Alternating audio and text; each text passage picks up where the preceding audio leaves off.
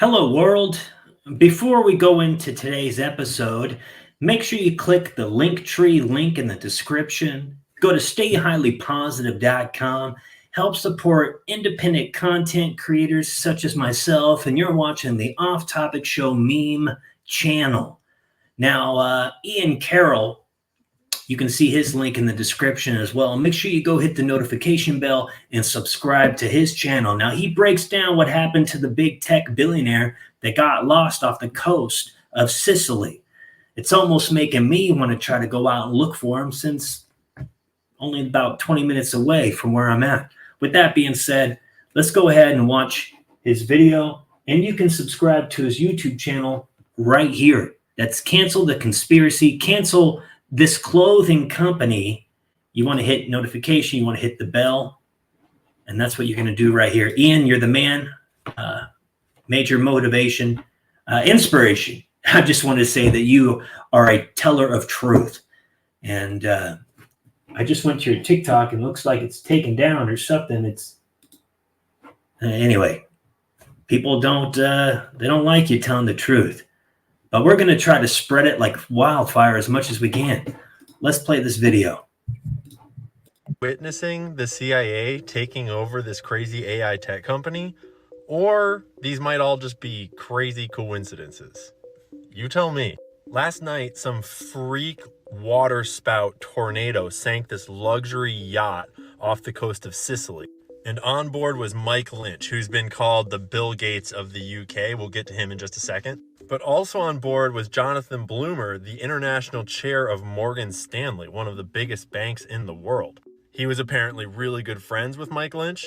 And Mike Lynch just beat like this multi-year super big fraud trial that he got extradited to the US for. He had a 0.5% chance of acquittal, and he got it. And there's a whole other mysterious death related to the exact same company and trial that we'll get to in just a second. But Mike Lynch founded this company called Autonomy that he sold to HP for a bunch of money.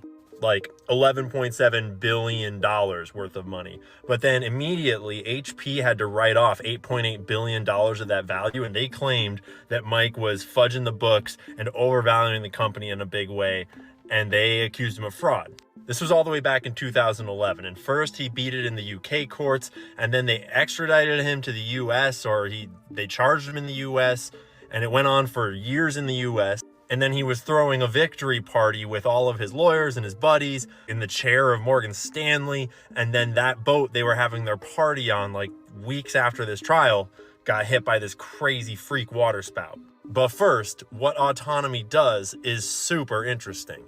It operates what's called an intelligent data operating layer, which allows for search and processing of text taken from both structured data and unstructured human information, including email and mobile data, whether it originates from databases, or audio, video, text files, or streams. They call it meaning-based computing. So if I'm reading that right, that means that this is an AI surveillance software that can process video and live streams and audio and analyze it and surveil it. Obviously, just for the greater good, just for like running ads, just totally harmless technology. Can't imagine who would be interested in that technology. So on June 6th of this year, they were found not guilty on all charges. And then his co-defendant, Chamberlain, who of this company, he got struck by a car while he was out running and died. I presume he wasn't going to be on this boat trip, so he just happened to get hit by a car. And since he had left the main company, Autonomy, in 2012, he'd been working at their like subsidiary spinoff, this cybersecurity firm called Darktrace. That's ominous. What's that all about?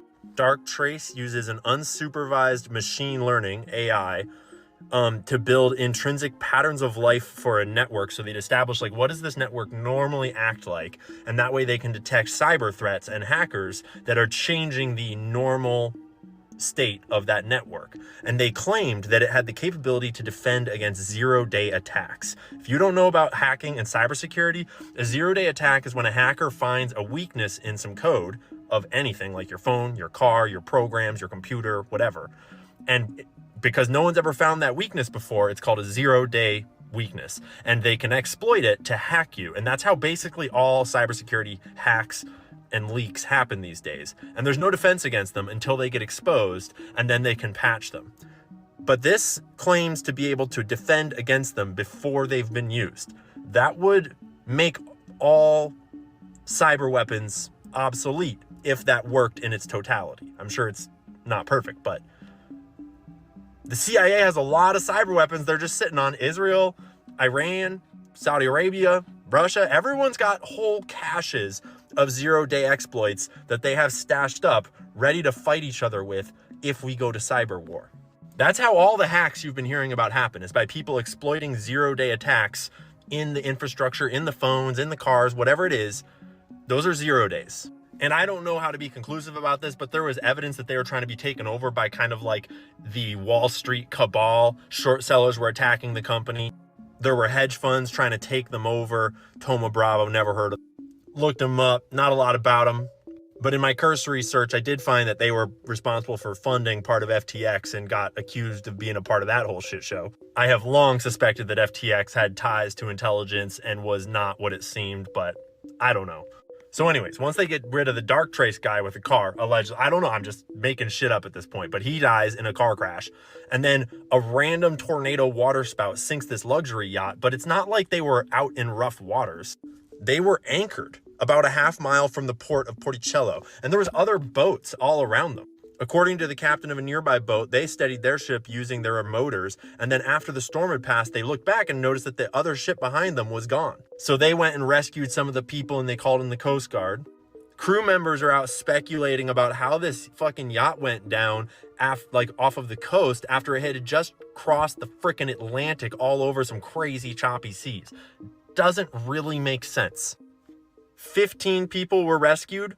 Most of them were the yacht's crew. Almost all of the yacht's crew were rescued, except for, I think, the chef, maybe. And the other, 15, 17 people were all the important people that did not make it.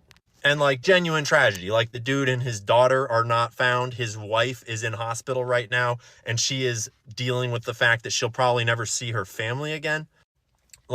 Genuine condolences to the people that lost loved ones here. And to be clear, I don't know if this is a conspiracy or not. It's just weird, super weird. And it fits a playbook of high power tech startups and companies that develop some piece of really important software, and intelligence agencies want that shit and they'll go to any lengths to get it. If you don't know about the Promise software, look up the Promise software. That connects to Epstein. That connects to the Octopus Murders documentaries on Netflix.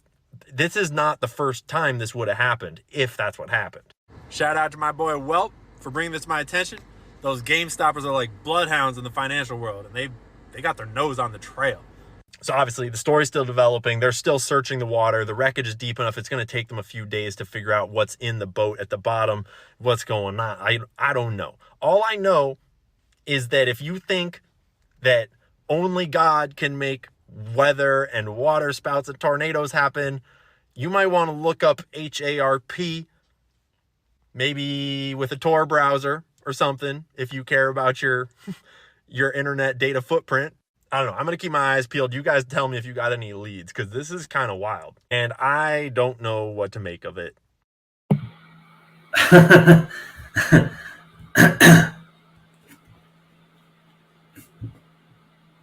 When I start going down these rabbit holes, you get to a point where it gets really kind of scary, because you start fiddling around with some stuff that maybe the average Joe shouldn't be. But Ian, big props. You guys go look into more of the story yourself. I feel like we've already talked or showed a little too much about this story. But yeah, it's kind of weird. Out here in the Mediterranean, the seas, they're pretty damn calm for the most part. And how could the yacht go all the way across the Atlantic and then it sunk off the coast over here towards Palermo? It just, I don't know. A lot more questions. We probably won't get any answers. And Ian, keep up the great work. Make sure you guys go to this YouTube. Make sure you subscribe here as well. Off Topic Show Memes. Hit the notification bell. And I'm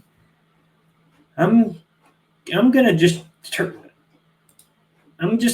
off my computer now and scrap my IP address. Or you know what I mean.